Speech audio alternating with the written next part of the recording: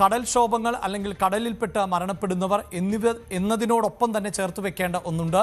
നമ്മുടെ ജലാശയങ്ങളിൽ മരണപ്പെട്ടു പോകുന്നവർ, മുങ്ങി മരണങ്ങൾ, അത് ചിലപ്പോൾ അടുത്തുള്ള തോടുകളിൽ ആകാം, പുഴയിൽ ആകാം, കുളത്തിൽ ആകാം, മറ്റ് ജലാശയങ്ങളിൽ ഒക്കെ ആകാം. അങ്ങനെ മരണപ്പെട്ടു പോയവരുടെ കണക്കുകളും ഞെട്ടിക്കുന്നത് തന്നെയാണ് എന്നതാണ് എടുത്തു പറയേണ്ടത്. ഇവിടെ ഒരു കാര്യം കൂടി പ്രേക്ഷകരോട് സൂചിപ്പിക്കേണ്ടത്, ഈ അപകട മരണങ്ങളിൽ, മുങ്ങിമരണങ്ങളിൽ പെടുന്നവരുടെ കൃത്യമായ ഡേറ്റകൾ പലപ്പോഴും അന്വേഷിച്ചാൽ സർക്കാർ സംവിധാനങ്ങളിൽ നിന്ന് ലഭിക്കാറില്ല എന്നതുകൂടിയാണ് എടുത്തു പറയേണ്ടത്. കഴിഞ്ഞ കുറേ കാലങ്ങളായി ദേശീയ ക്രൈം റെക്കോർഡ്സ് ബ്യൂറോയുടെ ലിസ്റ്റിൽ ആണ്, നാഷണൽ ക്രൈം റെക്കോർഡ്സ് ബ്യൂറോയുടെ കണക്കുകളിലേക്കാണ് ഈ മുങ്ങിമരണങ്ങൾ കൂടി വരുന്നത് എന്നതാണ് എടുത്തു പറയേണ്ടത്. അതുകൊണ്ട് തന്നെയാണ് കൃത്യമായ ഡേറ്റകൾക്ക് വേണ്ടി ഈ റിപ്പോർട്ടിനെ നമ്മൾ ആശ്രയിക്കേണ്ടി വരുന്നു. അതിനപ്പുറത്ത് സംസ്ഥാനത്തിന് ഇത്തരത്തിലുണ്ടാകുന്ന മരണങ്ങളെ സംബന്ധിച്ച കൃത്യമായ വിവരശേഖരണം ഇല്ല എന്നത് എടുത്തു പറയേണ്ടത്. ഇവിടെ ഓർമ്മിപ്പിക്കേണ്ടത്, ഇപ്പോൾ കോവിഡ് കാലത്ത് തന്നെ ഓരോ ദിവസവും ഉണ്ടാകുന്ന മരണങ്ങളെ നമ്മൾ ഏറെ ഭയപ്പാടോടുകൂടിയാണ് കണ്ടിരുന്നത്. അതിന് വലിയ വാർത്താ പ്രാധാന്യമൊക്കെ ലഭിക്കുകയും ചെയ്തിട്ടുണ്ട്. ഇവിടെ ഇതാ അടുത്ത കണക്കുകളിലേക്ക്, വിശദാംശങ്ങളിലേക്ക് നമ്മൾ പോകുമ്പോഴാണ് 2024 ഈ 2024 ദേശീയ ക്രൈം റെക്കോർഡ്സ് ബ്യൂറോയുടെ കണക്കാണ് ഇപ്പോൾ നമുക്ക് ലഭിച്ചിട്ടുള്ളത്. എടുത്തു പറയേണ്ടത്, ഇതിനു മുമ്പുള്ള കണക്ക് എന്നത് 2021 മാത്രമാണ്.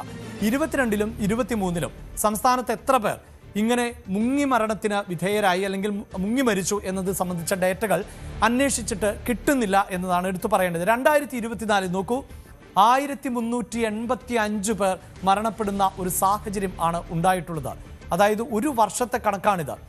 1385 പേർ 2024 സംസ്ഥാനത്തെ വിവിധ ജലാശയങ്ങളിലായി മരണപ്പെട്ടു എന്നതാണ്. ഇവിടെയാണ് ഞാൻ കോവിഡിനെ ഓർമ്മപ്പെടുത്തിയത്. അതായത് ഇത്തരം മഹാമാരികളിലൊക്കെ പെട്ടുപോകുന്നവരുടെ മരണസംഖ്യ നമ്മളെപ്പോഴും അതീവ ഗൗരവത്തോടു കൂടിയാണ് കാണാറുള്ളത്. എങ്കിൽ സംസ്ഥാനത്ത് ഒരു വർഷം ഏതാണ്ട് 1300-ലധികം ആളുകൾ മുങ്ങി മരിക്കുന്നു എന്നതിന് സർക്കാർ എത്രത്തോളം പ്രാധാന്യം നൽകുന്നുണ്ട് എന്നതാണ്. അതിൽ തന്നെ പുരുഷന്മാർ 1160 പുരുഷന്മാർ ആണ് മരണപ്പെട്ടിട്ടുള്ളത്. സ്ത്രീകളുടെ പട്ടിക എന്നത് 225 എന്നതും ആണ്.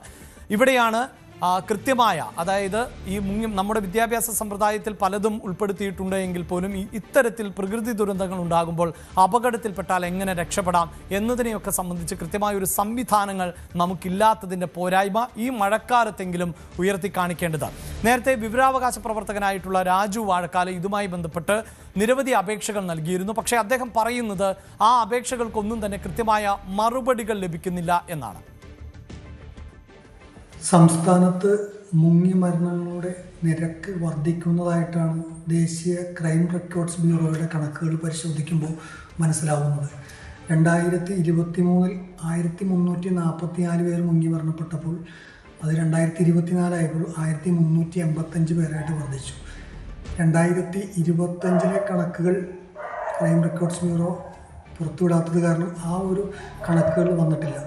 പ്രത്യേകിച്ച് സംസ്ഥാനത്തെ ക്രൈം റെക്കോർഡ്സ് ബ്യൂറോയിൽ വിവരാവകാശ അപേക്ഷ സമർപ്പിച്ചാൽ അത് തള്ളുന്ന ഒരു സമീപനമാണ് കണ്ടിട്ടുള്ളത്. ഇതെല്ലാം പ്രത്യേക വിഭാഗത്തിൽപ്പെട്ടത് കൊണ്ട് തന്നെ ക്രൈം റെക്കോർഡ്സ് ബ്യൂറോയിൽ നിന്നുള്ള വിവരങ്ങളൊന്നും പുറത്തു വരാറില്ല. കുളത്തിലും പുഴയിലും മറ്റുമായിട്ടുള്ള മുങ്ങി മരണങ്ങളുടെ എണ്ണം വർദ്ധിക്കുന്നുണ്ട്.